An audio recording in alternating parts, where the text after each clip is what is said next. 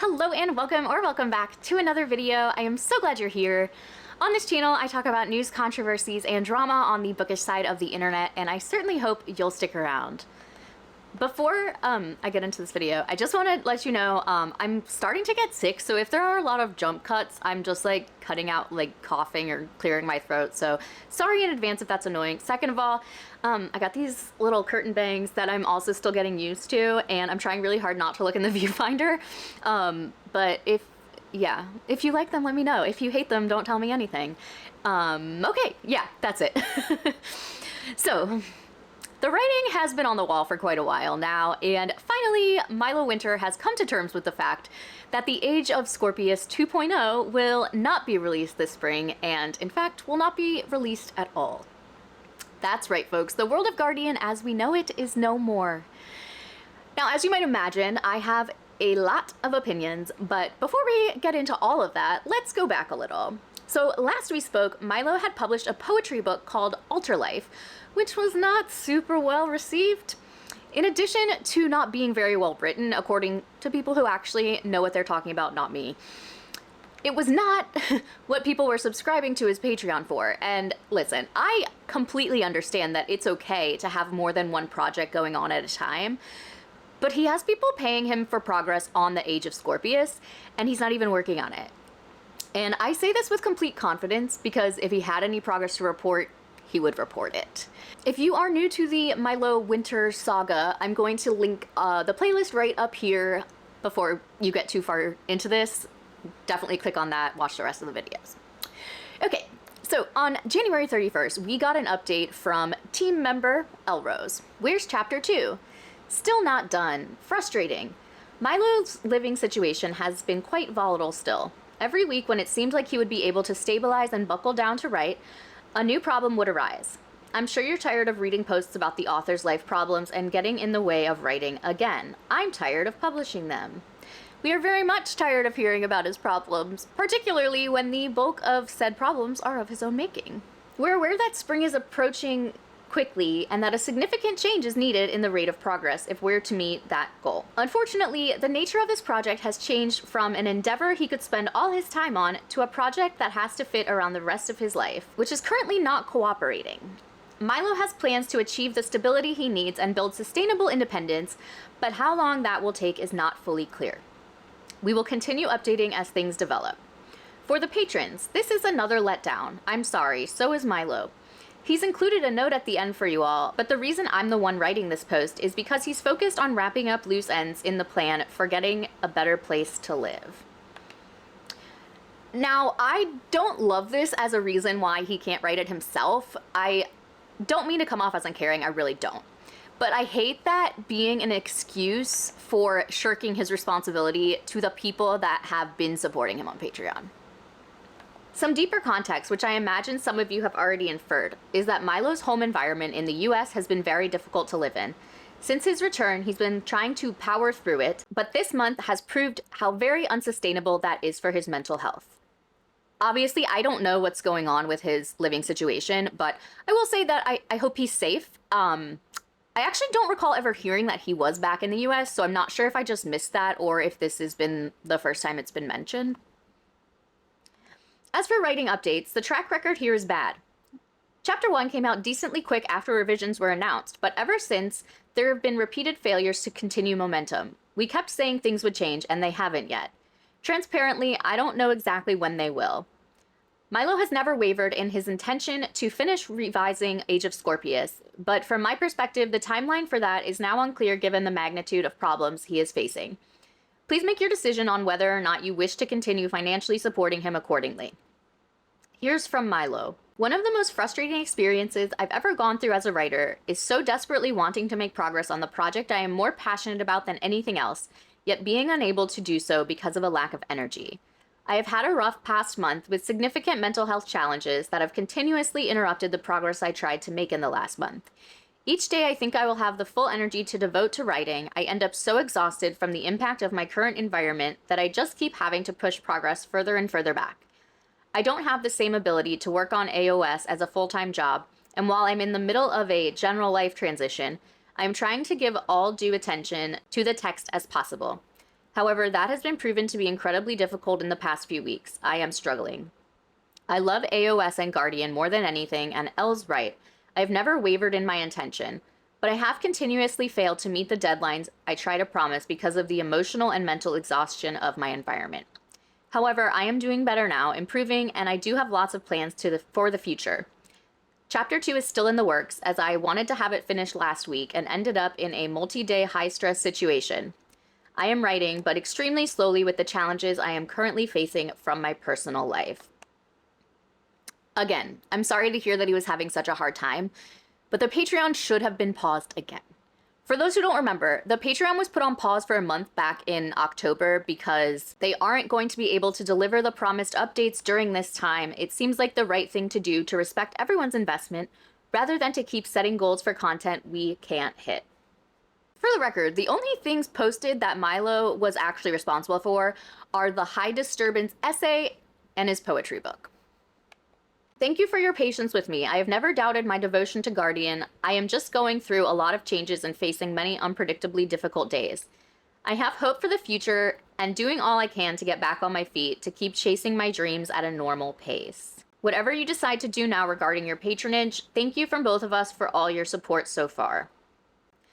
So about 3 weeks before the book was ultimately canceled, or should I say the cancellation was announced, and despite there being zero progress on the book, he was still comfortable accepting money from people. I know I sound like a broken record, but just one more reminder that the revised chapter 1 was posted on August 24th, and everything since then has been artwork or writing that isn't related to this project. So I'm not sure where it was technically announced first, but on February 20th, there were posts on both Patreon and Instagram announcing the book's cancellation.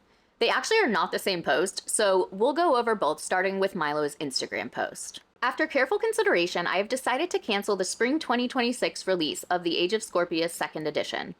If you have pre-ordered either a 2nd edition paperback, originally September/October release, or a 2nd edition hardcover and would like a refund, please visit our refunds page on the World of Gardian website. Though refunds will take time because of reduced business operability and company resources, I intend to see a refund through for anyone who wants one. There's more, but I feel very weird about the phrasing anyone who would like a refund and for anyone who wants one, because like, obviously, if the product was paid for and not delivered, people should get a refund, and we shouldn't be like acting like he's so noble because of that. Each time I sat down to work on the 2nd edition, I've struggled to make any progress with the growing pressure of forcing myself to write a story that I should not rush. Since the backlash in August, it has become increasingly difficult for me to enjoy writing or working on a book that has so recently caused me this amount of pain and stress. I should have made this decision much earlier, but I was too stubborn and clung onto my dream despite what everyone told me. I need to heal myself, improve my craft, and take a few steps back from social media. I'm not sure when I will be ready to give The Age of Scorpius the justice it deserves. Though I may return to the project at a later date, right now I need to properly heal and reconnect with the story I'm dedicated to telling. This is not the end of Guardian, as I love my world unconditionally, and it is a part of me that I will always cherish and create in. I don't plan on quitting writing at all. Though I'm giving up the dream of AOS for now, I'm not giving up my passion. In fact, I'd like to build my skill as a writer while finding new stories to tell in Guardian. However, before I pursue another novel-length project, I need all the wiggle room and comfort I can get to learn and grow. The first edition of The Age of Scorpius will remain available as an ebook. Additionally, I have 225 remaining first edition hardcover copies listed on our website. That's the last of the physical copies. I have no room to store the current stock of books and boxes, and do not foresee myself selling them in the future. It may take me a few days to ship those out as my living and work situation has significantly changed. Thank you for believing in me, and I'm sorry I couldn't do The Age of Scorpius justice on the timeline I originally planned. I am endlessly grateful for all the support, patience, and love given to AOS Guardian and the WOG team. Thank you for helping to make my dream a reality, even if it didn't end the way I'd hoped. I ask that you please respect my privacy at this time, as I am stepping away from social media to find my spark again. I'll be back. So when I first heard he canceled the release, I was relieved and happy, but now I'm just angry and annoyed. He was being told over and over and over again that this wasn't a realistic timeline, that he was far too concerned with the artwork when the focus needed to be on the manuscript. He knew he wasn't in a great place as far as his mental health. And yet he continued to take money from people on Patreon. And once again, I'd like to mention that there's actually zero proof that Milo has worked on the book at all since the whole thing blew up. So now let's take a look at the announcement on Patreon, which was not even posted by Milo himself. Long-awaited changes. Post by Elrose. We're canceling the spring release of the Age of Scorpius 2nd edition and will be sending a refund to any pre-order buyer who wants one. This includes all platforms/storefronts, both hardcover and paperback. As may be evident to many of you, the company has significantly reduced operability and resources now. That means we can't fulfill all the refunds instantaneously, meaning that they spent all the pre-order money and now have to find some money somewhere to refund people, allegedly. The process will be slow, and we are unable to set a clear deadline. We know this isn't sufficient. We shouldn't have let it get this far, as many of you warned us about repeatedly. Our sincere apologies. We intend to get buyers their refund in due course, as it's what we owe to all the people who supported and believed in us. There is a link then for the refund queue. As for this Patreon, we're going to leave it up, mostly because we want people to be able to see this post for a long time. But things are changing in some big ways. 1, no more posting schedule.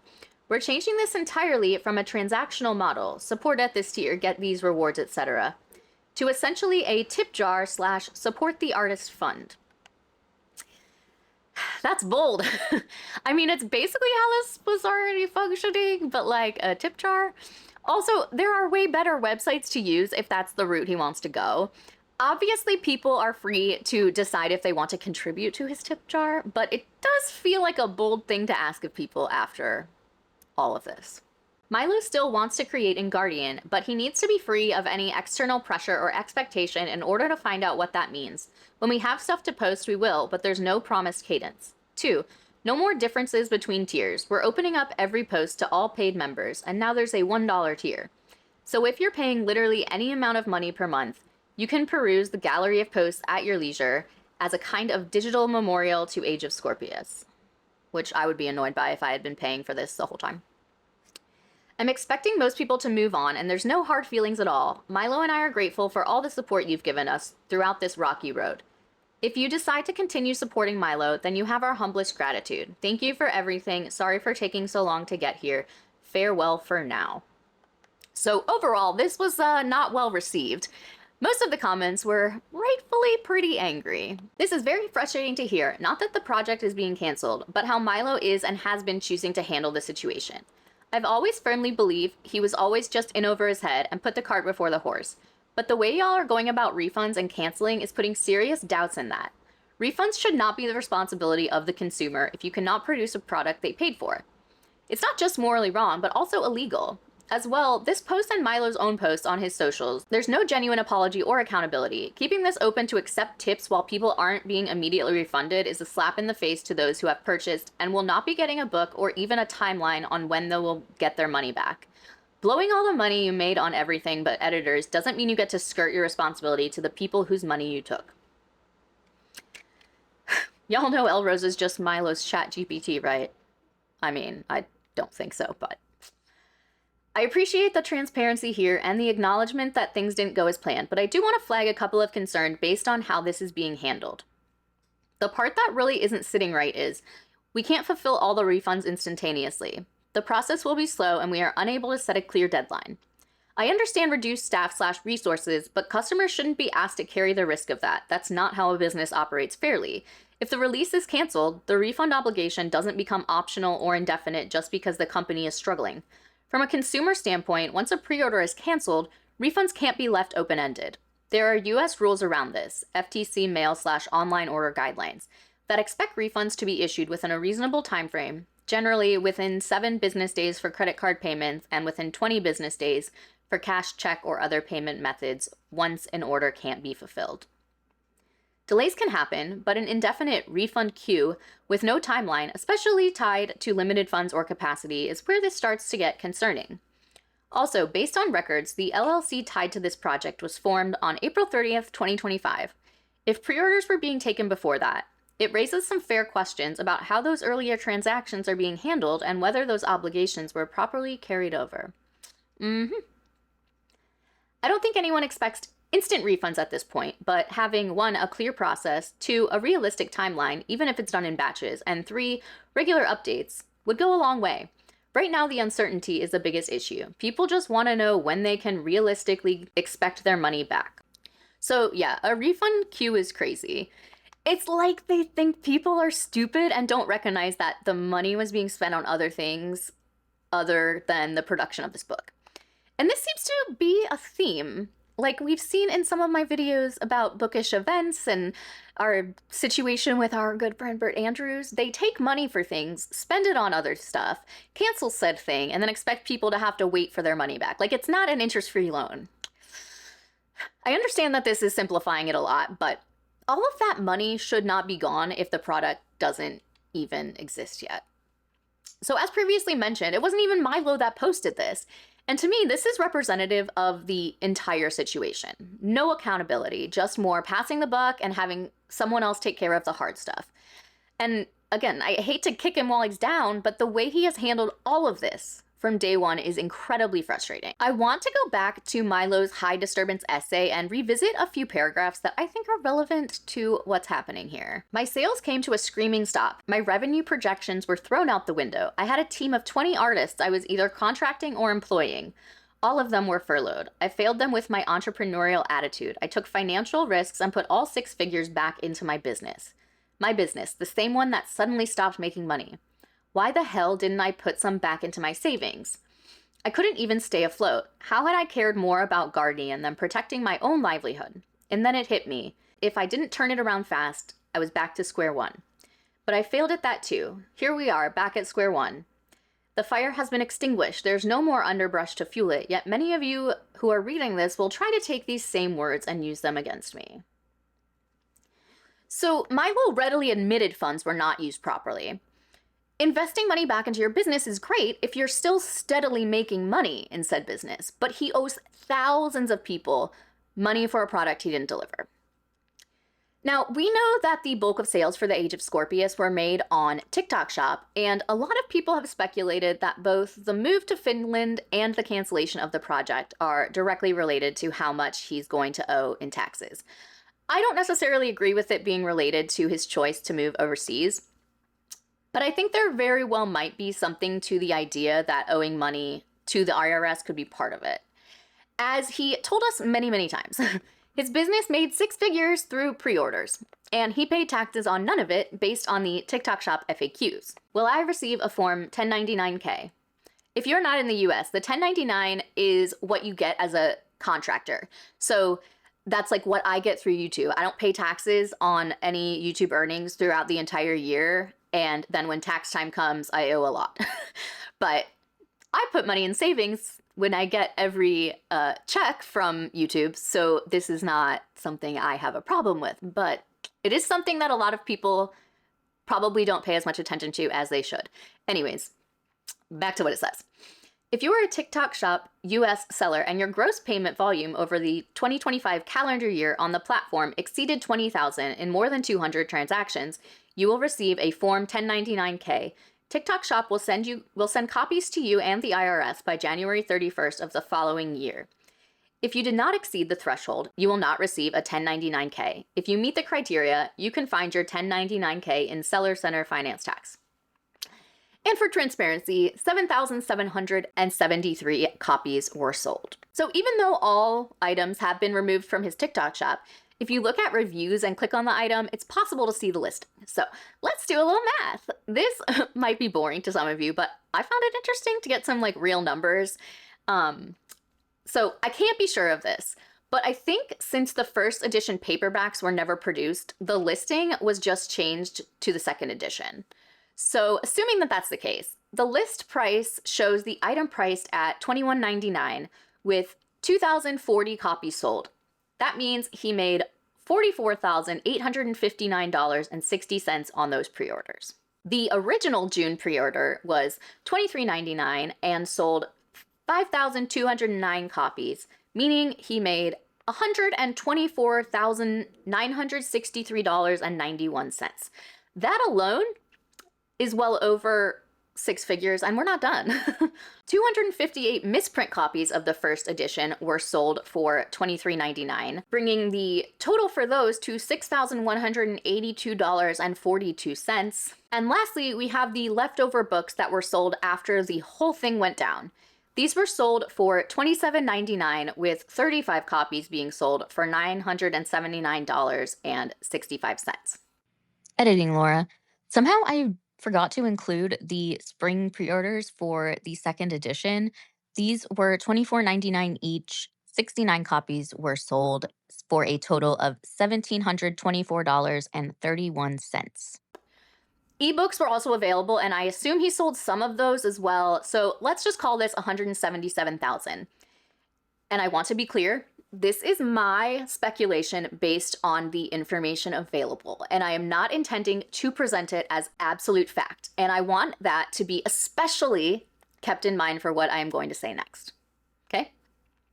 I put this amount into several different calculators designed to estimate self-employment tax payments. Based on inputting nothing except that 177,000 income, I got a range of amounts between 25,000 and 50,000. So I found this to be an interesting breakdown. Again, I am not claiming this as anything other than what one website spat out at me, but I just thought it was interesting to note all of the different factors that could be considered. So total income, business deductions, there's always business deductions. Self-employment tax deduction. Then we have adjusted gross income, the standard deduction, other deductions. And then from there, taxable income, self-employment tax liability, federal tax liability, state tax liability, credits, federal taxes, state taxes, quarterly tax payments.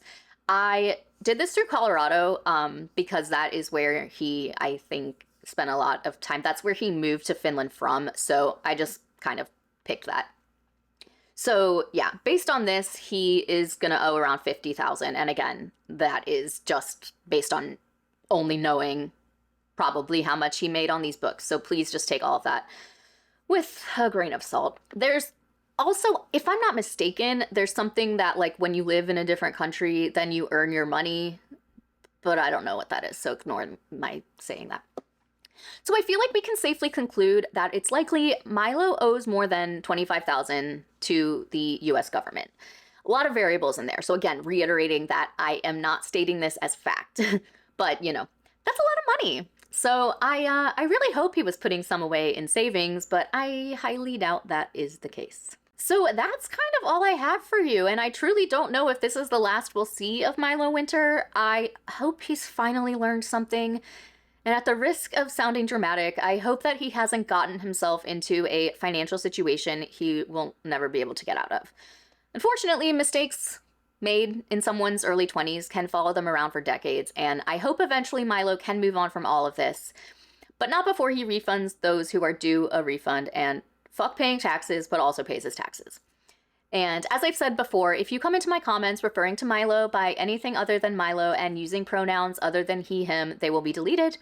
Feel free to repost with those things changed, as well as anything transphobic, but that's the case with any of my videos. So, okay, today I am featuring indie author Megan Russ. In addition to being an author, she is a licensed massage therapist, a mother of 3, and a pet mom of 6. She's also a breast cancer survivor and domestic abuse survivor, and themes of second chances and survival feature heavily in her books. Megan is the author of the Misfortunate Adventures saga. The story began because of a D&D game her husband designed to keep her sane during her cancer journey, which is so sweet. And once she was better and done with treatment, she knew these characters had a story to tell. The first book, Shattered Peace, follows our heroes Reed and Raylan as they graduate from their war college, the Monastery of the Leaf, and learn what it really means to be a soldier in an ever-darkening world. It features themes of found family, forbidden friendship, and a high-stakes adventure. Down in the description, I will link Megan's social media, as well as where you can purchase her books if they sound like something you'd be interested in. Indie authors are a vital part of the bookish community, so try to support them wherever you can, even if that's just a follow on social media. It all helps. And if you'd like the chance to be featured as an indie author on my channel, there is a form down in the description. And again, I want to mention that this is a new form, so if you submitted in the past, please do it again.